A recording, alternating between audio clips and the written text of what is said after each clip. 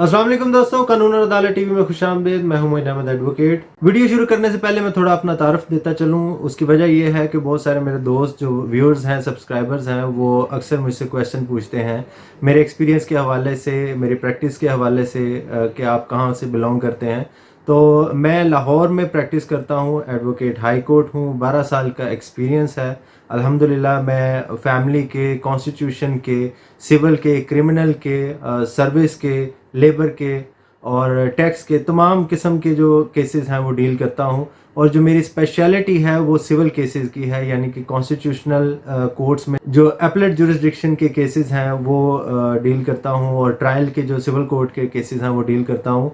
और मेरी 12 साल का जो ये एक्सपीरियंस है वो ओवरऑल सिविल की लिटिगेशन पर मबनी है, और बाकी सर्विस के जो हैं वो केसेस वो भी मैं डील करता हूँ, फैमिली के केसेस वो भी डील करता हूँ। और ये मेरा छोटा सा तारुफ है। दोस्तों, आज की ये वीडियो बनाने का मकसद एक सवाल का जवाब देना था जो कि अक्सर मेरी जो प्रोफेशनल लाइफ है उसमें भी पूछा जाता है, और जो यूट्यूब की वीडियोस हैं उनके कमेंट्स में भी ये क्वेश्चन मुझसे 2-3 बार पूछा गया है। और इसी क्वेश्चन की वजह से बहुत सारे जो हमारे पाकिस्तानी भाई हैं वो अदालतों को बहुत बुरा भला भी कहते हैं कि अगर किसी शख्स के खिलाफ हमने मुकदमा दर्ज करवाया था तो उसकी ज़मानत होगी, क्या फ़ायदा, अदालतें अपना काम नहीं करती हैं, ज़मानत होगी है, कुछ नहीं मिला। आज की वीडियो बनाने का मकसद ये है कि मैं आपको बता सकूं कि ज़मानत क्या होती है और इसके प्रोज एंड कॉन्स क्या होते हैं, इसका जिसको ज़मानत होती है कितना फ़ायदा होता है, और जो कंप्लेनेंट है उसको इसका कितना नुकसान है। सबसे पहले तो मैं आपको बताऊं कि मुल्ज़िम और मुजरम में फ़र्क क्या है। मुल्ज़िम वो होता है जिस पर इल्ज़ाम लगता है, जिसको मैं किसी पर इल्ज़ाम लगा देता हूँ, आप किसी पर इल्ज़ाम लगा देते हैं, उसको मुल्ज़िम कहते हैं। उसके हवाले से एक FIR लॉन्च हो जाती है और उस FIR में उसका किरदार बता दिया जाता है कि इसने ये काम किया था जो कि कानून की पकड़ में आता है। एक होता है मुजरम, जिस वक़्त वो इल्ज़ाम अपनी एक पूरी ट्रायल कंप्लीट करके, यानी कि जिसमें पुलिस की तफ्तीश भी होती है, अदालत में तमाम तर गवाहियाँ भी होती हैं, वो तमाम तर ट्रायल कंप्लीट करने के बाद जब किसी शख्स के ख़िलाफ़ कोई जुर्म साबित हो जाता है तो उसको मुजरम कहते हैं। हमारे यहाँ जो ट्रेंड है, जिस तरह सोशल मीडिया पर कोई भी चीज़ वायरल हो जाती है, किसी की तस्वीर उतार के, किसी की वीडियो बनाकर जब वो वायरल कर देते हैं, फिर ज़ाहिर है उस पर FIR लॉन्च हो जाती है। जब FIR लॉन्च हो जाती है तो लोग समझते हैं बस अब ये फांसी के फंदे पर पक्का लगेगा। ऐसा समझना या ऐसा सोचना एक इंतहाई कमज़ोर सोच की अलामत है, गलत सोच है। मीडिया ट्रायल नहीं करना चाहिए। जब भी किसी पर इल्ज़ाम लगता है हमें जज्बाती नहीं होना चाहिए, आपको जज्बाती बिल्कुल नहीं होना चाहिए, क्योंकि ये फ़ैसला करना कि आया इसने ये जुर्म किया है या नहीं, ये फ़ैसला करना लॉ इन्फोर्समेंट एजेंसीज़, अदालतों का काम है। लेकिन जब मीडिया ट्रायल किया जाएगा, जिस तरह के हमारे मीडियाज़ करते हैं, इलेक्ट्रॉनिक मीडियाज़ करते हैं, सोशल मीडिया पर लोग करते हैं, और ये जो लॉबिंग बनी होती है, जब इस तरह मीडिया ट्रायल किया जाएगा तो और अदालतों पर प्रेशर डाला जाएगा तो फिर अदालतें अपना काम ठीक से नहीं कर सकेंगी। तो पहली बात तो मैं आपको ये बताना चाहता था कि मुल्ज़म और मुजरम में फ़र्क होता है। दूसरा, जब भी किसी शख्स को ज़मानत मिलती है तो ज़मानत मिलने के कुछ असूल होते हैं, जिसमें सबसे पहले जो कोर्ट ने देखना होता है वो ये होता है कि क्या इस शख्स का इस FIR में, इस इल्ज़ाम में जो किरदार बताया गया है और जो तफ्तीश में चीज़ सामने आ रही है, इन जो दोनों चीज़ों को सामने रखते हुए आया मुकदमा कंप्लीट होने तक इसकी सज़ा बन सकती है कि नहीं, यानी कि कोर्ट ये डिटरमिन करे कि आया इतनी एविडेंस रिकॉर्ड पर मौजूद है कि इस मुकदमे के इख्तिताम पर इसको सज़ा हो सकती है। एक तो ये चीज़ कोर्ट देखती है। फिर उसके बाद कोर्ट देखती है कि ये इसका कोई प्रीवियस रिकॉर्ड है या नहीं, यानी कि ये आदि मुजरम तो नहीं है।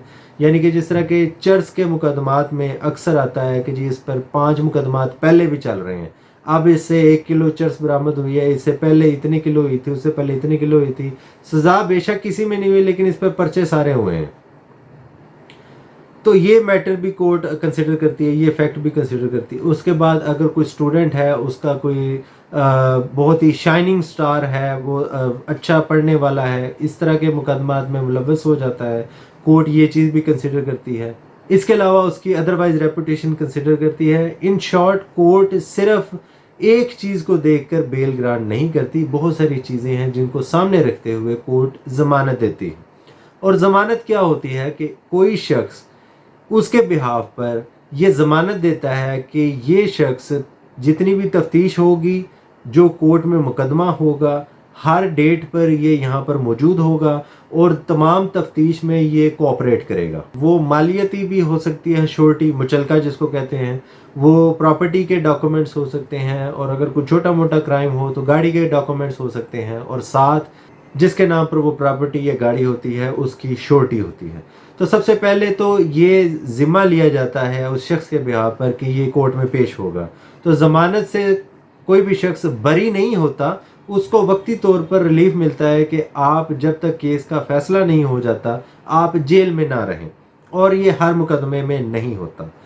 दूसरी बात, अगर कोई ज़मानत पर रिहा होकर ज़मानत की तमाम तर जो शराइत हैं उनकी खिलाफ वर्जी करता है तो उसकी ज़मानत कैंसिल भी हो जाती है। और कंप्लेनेंट पार्टी को इस पर गज़बनाक नहीं होना चाहिए, आपका फोकस ज़्यादातर ट्रायल पर होना चाहिए, क्योंकि अगर जितनी देर ट्रायल कंप्लीट हुआ और वो शख्स जेल में रहा तो उसका वो वाला पीरियड उसकी सज़ा के तयन में, अगर उसको सज़ा हो जाती है, अगर वो 5 साल की सज़ा होती है तो 2 साल वो जेल में रहा और 2 साल बाद मुकदमे का फैसला हो गया तो 3 साल उसको सज़ा होगी, 2 साल वो काट चुका है।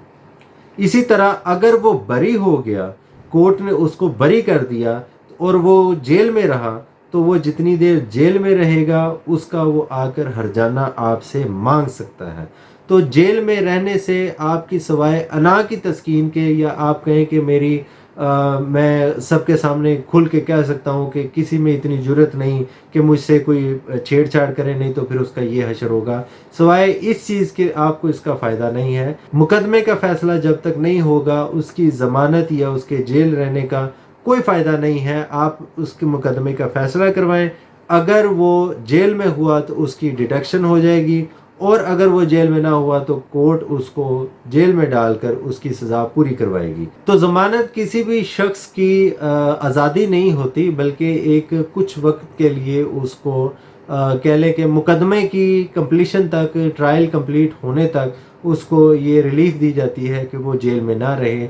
और ये उन्हीं मुकदमात में होता है जिस मुकदमात में उसका रोल ना हो, या बहुत डूबियस रोल हो, या जिस वक्त वो मुकदमा कटा उसके खिलाफ वो वहाँ पर मौजूद ही नहीं था और मौके पर ऐसी कोई शहादत भी आ जाती है। तो इस तरह की चीज़ें सामने रखते हुए जो है वो ज़मानत हो जाती है। आप फोकस अपना ट्रायल की तरफ रखें, और ज़मानत पे इतना गज़बनाक होने की ज़रूरत नहीं, क्योंकि कोर्ट ने अपनी लिमिटेशंस के अंदर रहकर काम करना होता है, और जो आपके पास गवाही मौजूद है उसकी बेस पर ही कोर्ट ने फैसला करना होता है। तो ये मेरा आज का जो एक मुकदमा कहानी का एक हिस्सा था वो इस वाले से था सिर्फ कि बेल होती क्या है, और अगर किसी को बेल मिल जाती है वो भी खुश ना हो क्योंकि उसका मुकदमा ख़त्म नहीं हुआ, और कंप्लेनेंट पार्टी भी इतनी अफसरदा ना हो, क्योंकि अगर उनका फ़ैसला उनके हक़ में हो जाता है तो जिसकी बेल हुई है वो जितनी सज़ा उसको मिलेगी वो उतनी सर्व करेगा। तो उम्मीद है आपको ये वीडियो पसंद आई होगी, और अगर पसंद आई तो काइंडली लाइक करें, कमेंट करो, share. Thank you very much.